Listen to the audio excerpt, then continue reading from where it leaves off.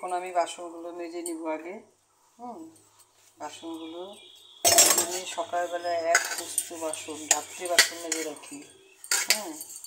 সেটা মানে সারাদিন আমাদের বেসিনে বাসন পড়তেই থাকে, মাজতে থাকে। কারণ হচ্ছে এই যে বাসনগুলো মেজে নিচ্ছি।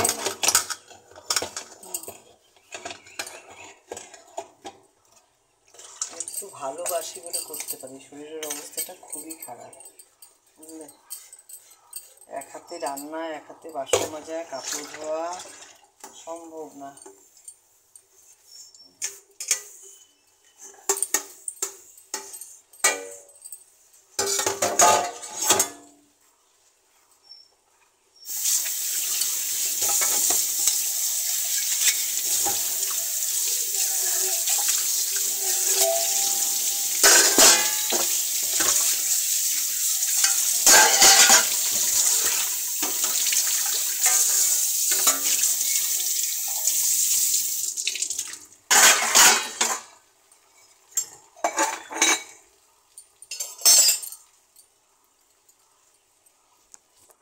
যে এত বাসন সকাল থেকে, যে আরও বাসন পড়ে আছে।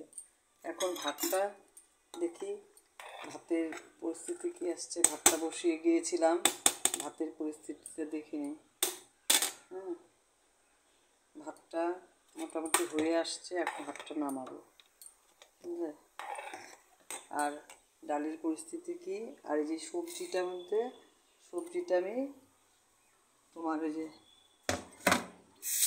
এখন আপাতত করবো হচ্ছে পটল ভাজা, ডাল, আর হচ্ছে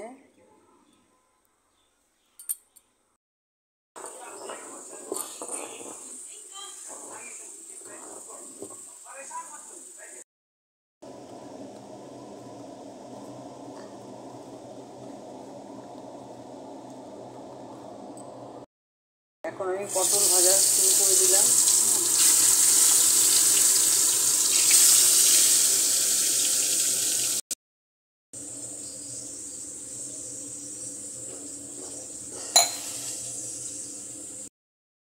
শেষ করতে হতো না, কারণ মা এই সবই সময় খারাপ থাকলে না দেখে দিত, যেহেতু আমার কাজের লোক নাই।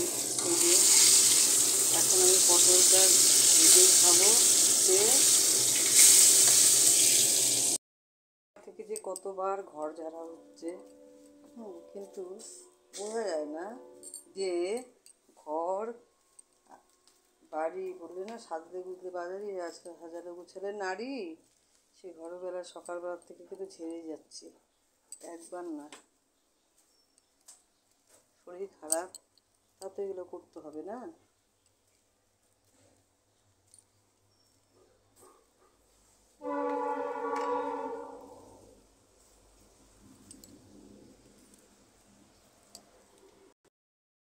একটু ডালটা ফোড়ন দিয়ে দিচ্ছি।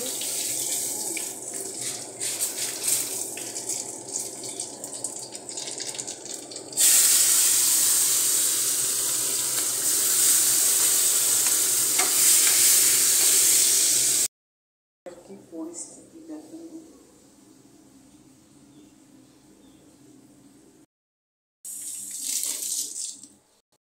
আর আগে রুটিন ছিল ঘুম থেকে উঠে ছেলেদের পড়ানো, এখন সেই কাজটা শেষ হয়েছে। কিন্তু এখন তো আমার মানে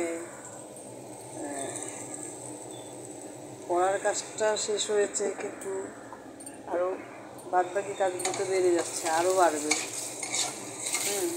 দিন যত যায় তখন মানুষের জীবন কঠিন হয়ে দাঁড়ায়।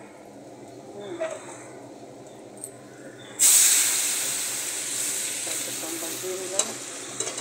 ছেলেরা বলবে এত কাজ করতে হবে না, কোনটা না করলে না হয় বলো বন্ধু।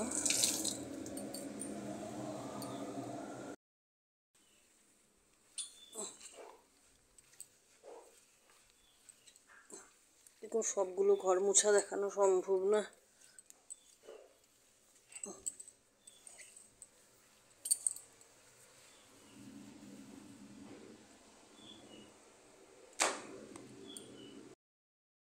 এই যে সকালে ছেলেকে ভাতটা খেতে দিব, দেরি হয়ে গেছে।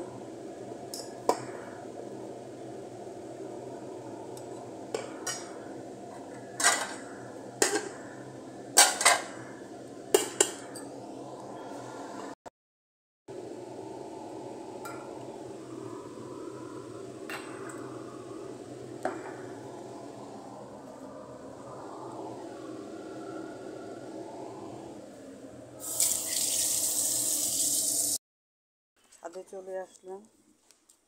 ছাদে আজকে খুব ভালো ফুল ফুটেছে, দেখো।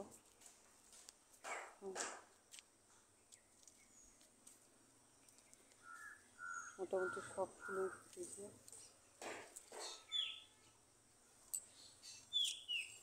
ভালো লাগছে ছাদে এসে। শরীরটা এত খারাপ, সব ফুলগুলোর জন্য ভালো লাগতেছে, কিন্তু সম্ভব না আজকে ছাদ পরিষ্কার করা। যে ওয়েদারটা,